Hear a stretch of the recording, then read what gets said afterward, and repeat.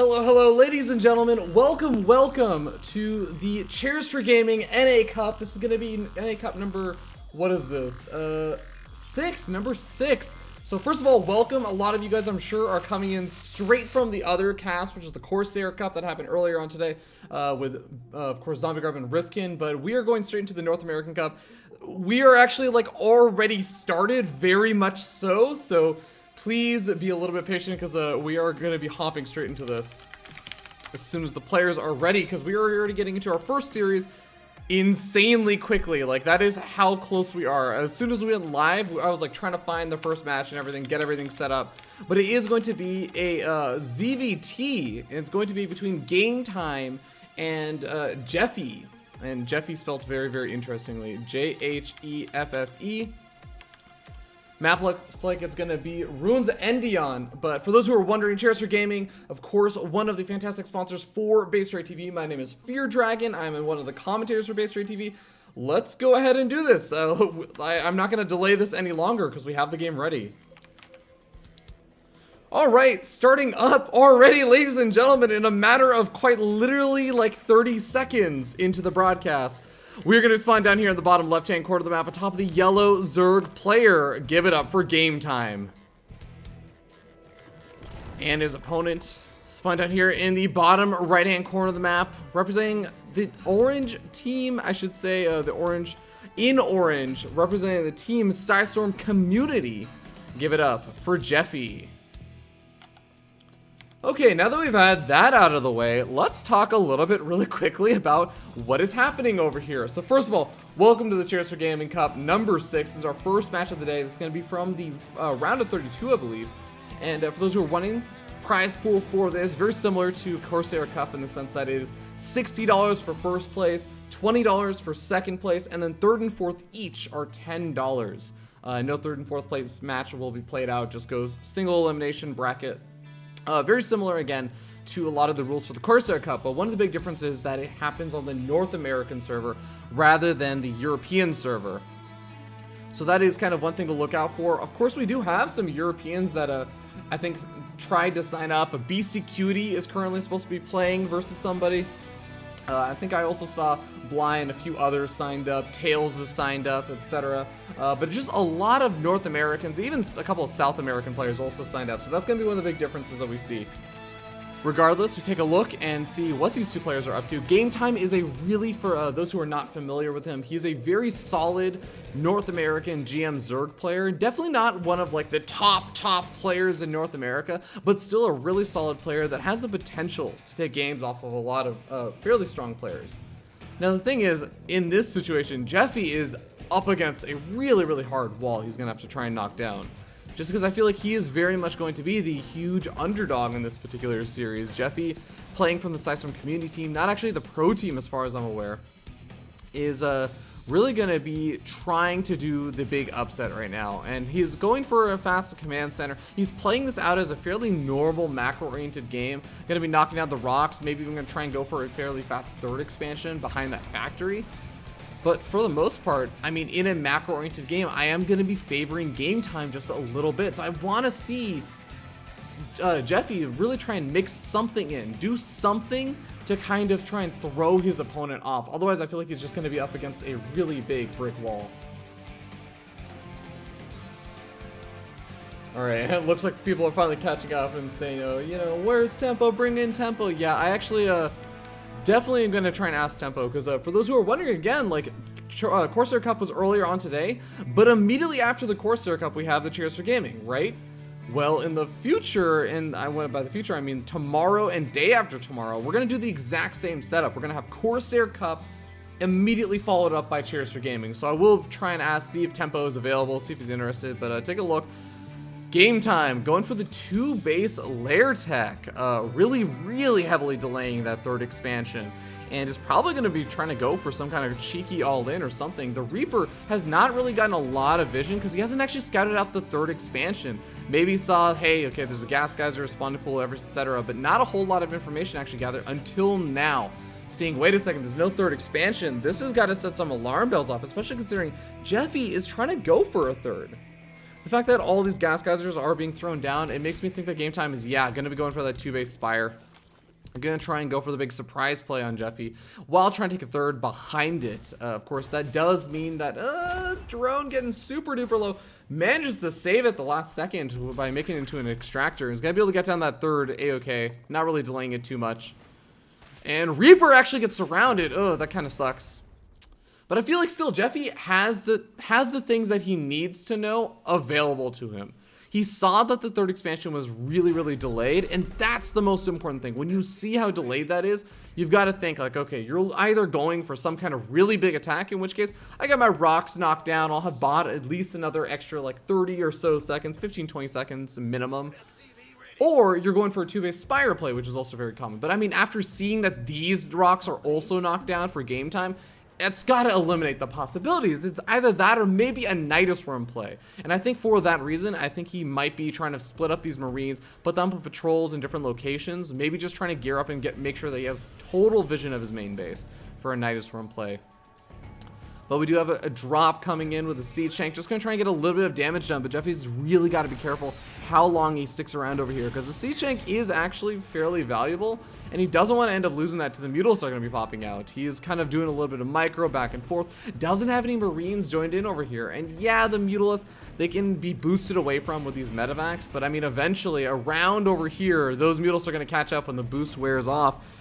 And I think that's exactly what we're going to end up seeing, because the boost has already been used. And if game time pursues, I feel like he could just catch both of these Siege Tanks and the medevacs.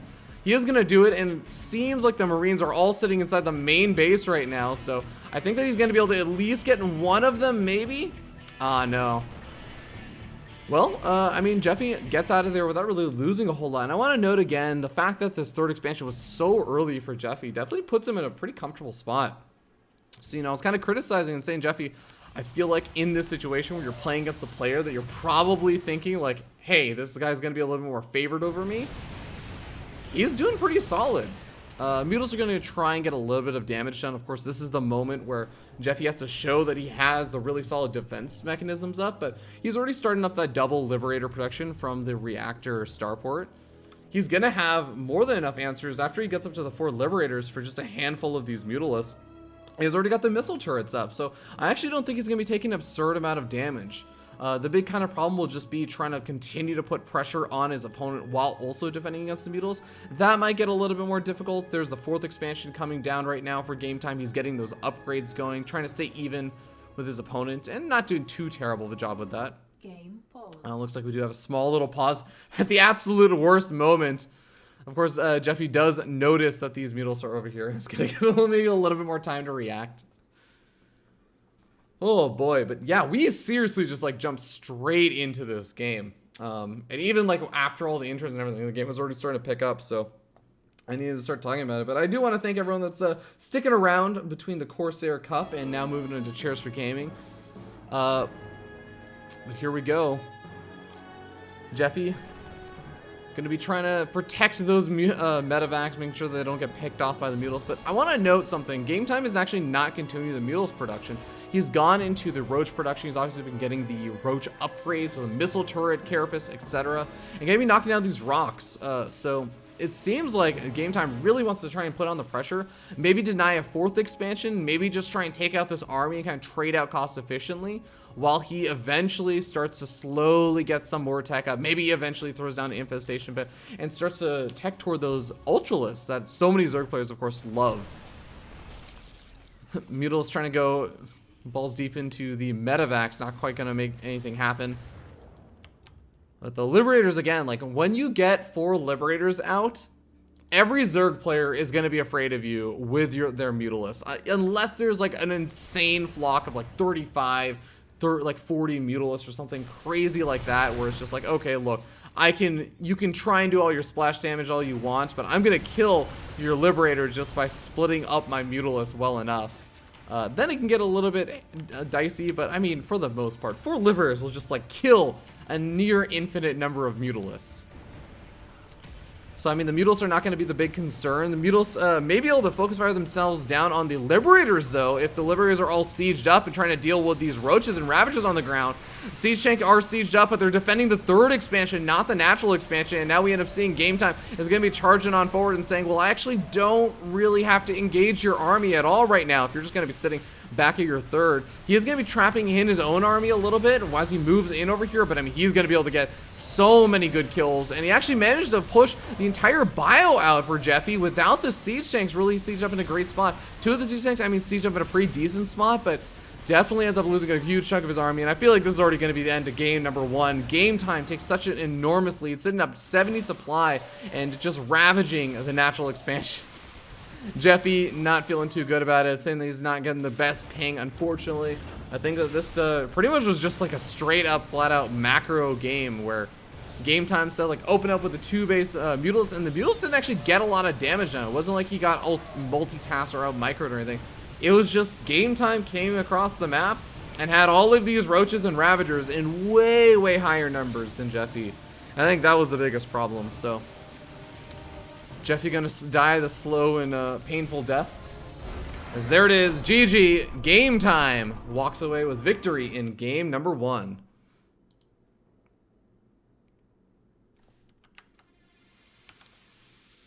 All right, so game number 1 is over, and I'll use the time as we wait for like the next lobby and everything, because this is a best of 3. Pretty much for every single round is going to be a best of 3. We don't start with any best of 1s or anything. But just to talk really quickly about the players that are signed up today, because again, normally it's something I like to go over, just talk a bit about the bracket and who signed up and everything, but I didn't really get a chance to. Of course, we have some, like a mix of like some of the South American players. Kelazor, Eric are both signed up. Of course, we have some of the North Americans like Solo. Oh, actually, also noteworthy, Cats signed up at the absolute last second. Like literally 10, 20 seconds before we were about to close all the signups and everything. All right, so we're gonna wait for the invite for game number 2. But just talking about, again, about some of the other North American players, Believe has signed up. We have a few other, like, slightly lower tier, but still interesting players, like tearing it up. I think the Walrus, a player that's actually known for going mech like almost all of his games.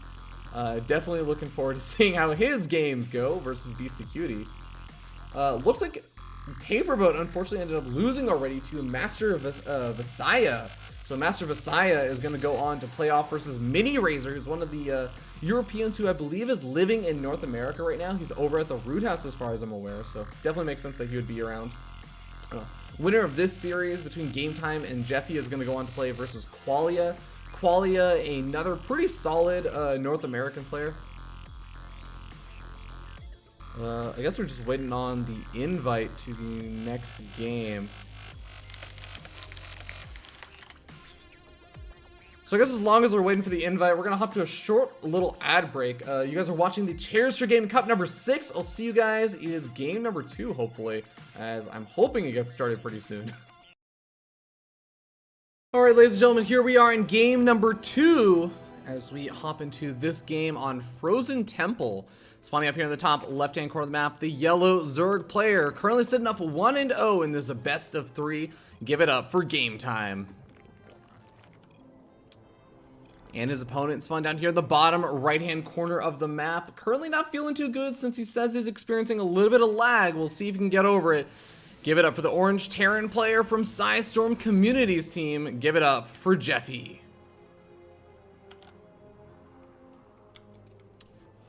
Alright, so talking about that last game, again, like I feel like Game Time opened up with a fairly aggressive opening with a 2-base Spire play. Obviously, it's not exactly an all-in by any means. It's really good for just shutting down medevac harassment or just aggression in general and kind of putting your opponent a little bit more on the defensive. But after that, I feel like Game Time was able to take a very fast 4th expansion and just macro up a really big Roach Ravager army. And kind of just go for the win. It was a very, very straightforward victory. So I'm kind of wondering again, like this is what I was talking about in the beginning of game number 1, where I was saying, like, I think that jheffe has got to do something weird. He's got to do something to try and upset Game Time. And I mean, maybe going for a big all-in isn't the answer. Maybe going for something, you know, heavily micro-intensive isn't going to be the best way, since he says he's feeling like there's a lot of lag and everything. He said that he knows like there's almost feels like he's getting 700 ping. But I still feel like there are other options. I mean, even going for maybe some Banshee openings or something, that's a really good way to try and get some damage done. People are saying that I just ended the stream. I still see the stream going.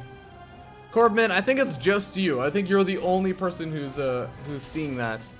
You might want to check your internet connection, but oh boy, jheffe might want to check his internet connection as well, as the Reaper does end up falling to just these Zerglings, and slow Zerglings. Speed hasn't even finished up, so that really does deny quite a bit of scouting. He doesn't end up scouting out to see whether or not the third expansion came down, and again, context-wise, the last game GameTime played versus him, he went for the 2-base Spire play, and this time he's going to be pretty much just sitting in the dark now. He doesn't have that Reaper available that's going to be able to scout things out. But here we go. GameTime going to be moving in with a couple of speedlings, just trying to get an idea of what's out there, maybe pick off an SCV or two, seeing what the Marine count looks like to maybe get an idea of their Hellions, is there a Siege Tank or Widow Mines or anything else that he can get any kind of glimpses of information from. But again, he got a faster third expansion. He's looking to play this out fairly differently than the last game, and probably looking to play this out as more of a macro game. But what exactly is jheffe's plan? He's going for a fast third expansion. I mean, playing a little bit economically greedy could definitely work out. I mean, the third expansion, it's not insanely, unbelievably faster by any means. This is just a relatively quick third expansion before he throws out any additional barracks or tries to go for a big 2-base push. And I really don't hate it. Frozen Temple is definitely one of the maps where you can do this kind of stuff and actually usually get away with it. It's a nice kind of defensible position as long as you get the big wall up over here on the south side. But we do have a lot of drones coming out. So GameTime, I mean, seems like he's pretty content playing that same style of macro play. And again, I just feel like if this goes into a macro game, I'm still going to be favoring GameTime unless jheffe is able to do something unbelievably greedy and just try and get away with it. Well, jheffe's going to try and go for the Siege Tank harassment once again. I mean, last time I will say, despite whatever problems he said that he was feeling, he did keep the Siege Tank and the Medevac alive, so he didn't end up losing a lot with the harassment that he did in the last game. I still feel like there's maybe a potential to get some damage done. It is really just going to be about that control, and I guess trying to throw GameTime off of his own game, just because while he didn't exactly lose a lot, he didn't exactly gain a lot either. He didn't really accomplish a whole lot with the harassment that he did.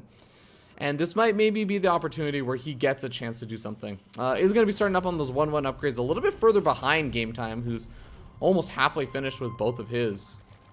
And this time it looks like GameTime is going to be going up to these melee upgrades instead of the range missile attack upgrades that so not going to be going so much into the Roach Ravager play this game. Going to be going into that Baneling Nest, starting up a very late Spire or Lair Tech, as he is going to be eventually getting up most likely a Spire. Medevac's going to be able to continue to do a little bit of damage, picking off a Queen.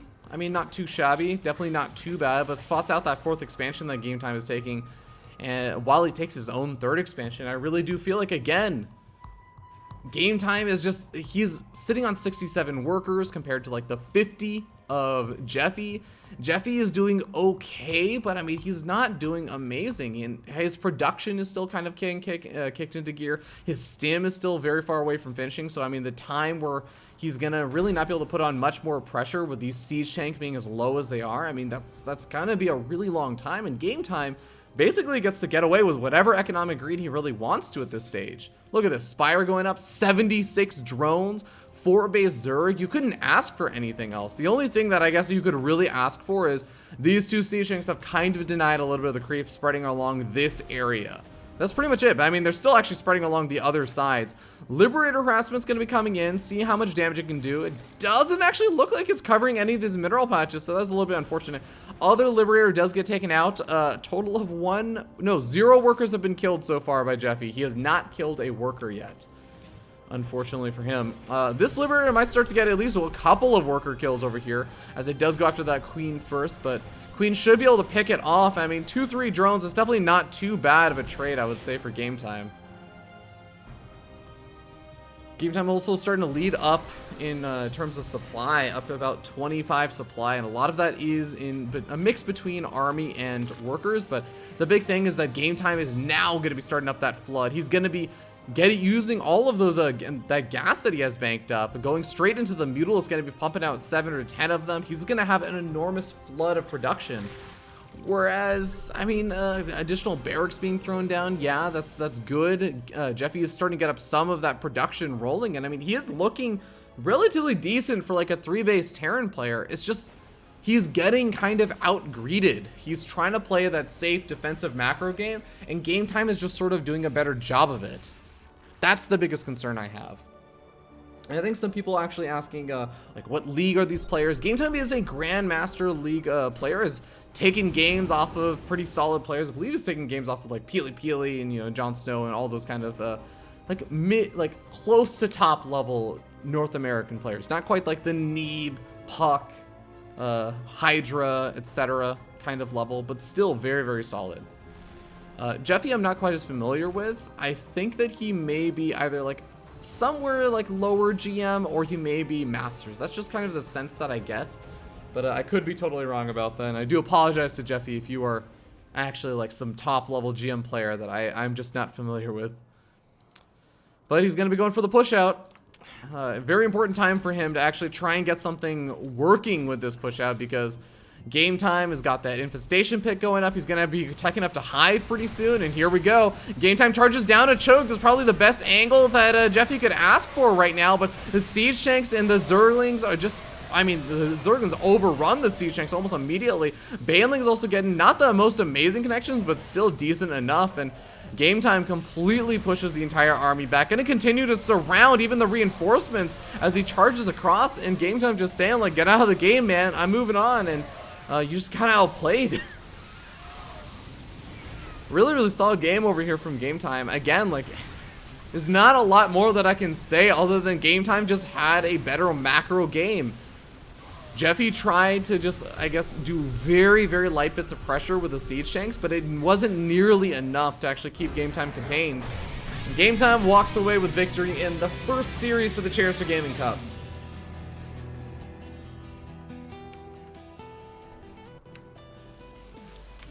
Alright, and that is going to do it for our first series in the round of 32, I believe it was. So GameTime moves on, is going to end up facing off versus Qualia. In the meanwhile, we do have, again, Paperboat facing off versus Mini Razor. Looks like Arrow managed to beat Terran up and is playing off versus Kelazur. Easy Peasy managed to 2-0 Believe. That's actually a little bit surprising, as I'm not as familiar with Easy Peasy. But, I mean, Believe is a pretty solid North American GM player. Like, he's top 16 fairly consistently when he wants to be. And has definitely been playing a lot more StarCraft lately. So, Easy Peasy gonna face off versus Tails. Looks like Eric, Juan versus Dozer is gonna be playing versus Root Gaming Solo. So, we got a couple of interesting matches coming up. Although I do think that some of the more interesting matches are gonna come in starting in the round of 8. So, very much anticipating some of those matches that are gonna be coming up. So, if there are no other games that are seem to be going on, we may just hop straight into GameTime versus Qualia, but if I could actually find another match that's going on, well, it'll probably be nice to just try and get a little bit more of a breadth of the brackets rather than just depth into let's keep following GameTime further and further along. Let's see. I did just see Mini Razor get out of the game, and he was playing versus Paperboat. Oh, actually, yeah, it looks like that was a correction. Originally, I think that it may have been like a little bit of a mix-up or something, but Paperboat, it looks like got a bye over Master Vasaya, whereas I think earlier it looked like Master Vasaya actually beat Paperboat, so good for Paperboat, still in it. Let me see if Kelazur is actually still playing a series. Kelazur or Tails, I think, would be good series to catch. Have you played Easy Peasy? Yeah. Alright, because are watching the Chairs4Gaming NA Cup number 6, I want to remind you guys that this is only the first cup that we're doing this week for the Chairs4Gaming stuff. And of course, you guys saw the Corsair Cup earlier on, and I'm sure most of you are tuning in from the Corsair Cup. But we are going to be doing this kind of format pretty much back to back for the next 3 days, or I should say today, tomorrow, and day after tomorrow. So 3 days in a row. We're gonna have Corsair Cup immediately followed up by Chairs4Gaming. And I want to encourage you guys that both the Corsair Cup and Chairs4Gaming are totally open signups. So if you actually want to play, even if you're like a Gold League or like a Masters League player or something like that, feel free to sign up, because you may just get that kind of fun, lucky match where you get to play versus a really, really solid player. And it's sort of just one of those fun, like, let's see if I can cheese this guy out. Let's see if I can take a game off of somebody. All right.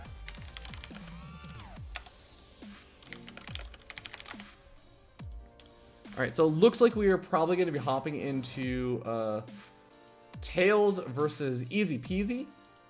It looks like a pretty good thing. Try and do. Let's see. Looks like Pili Pili did end up defeating Nero, who ended up advancing on. So well done for Pili Pili. I wonder if that's the Nero the old school Nero that I remember. Looks like Cat's also advanced on, is going to be playing versus Tang Tang. Ooh, that could actually be a pretty good match. I did just get the invite, though, so we're going to hop into this game. Rather go for a few more games rather than kind of waiting around for the perfect storm of games. All right, so this is going to be from, not the round of 32. This is going to be from the round of 16 as we are moving on to that next round. Looks like I'm let's see, not mysticism, that is totally incorrect. Let's see. I don't even know why my Aligulax, I type in Easy Peasy. Well, Easy Peasy is a Terran player regardless, so we're gonna just enter him in as a Terran player. Not really too sure too much about Easy Peasy, but again, ended up doing, hold on, so as soon as the players are ready, we're gonna hop into it. But again, like, Easy Peasy managed to beat Believe, who again is a very, very solid GM level Protoss player. Of course, Tails probably gonna be a little bit more favored versus, you know, Believe, just because it's freaking Tails, let's be real. But still, I really want to find out more about, I guess, this Easy Peasy guy, see what he's got in store, see what he managed to do to beat a player like Believe. So our first map is going to be Dust Towers as we get ready to hop into it. The game is getting started. I'll see you guys on Dust Towers.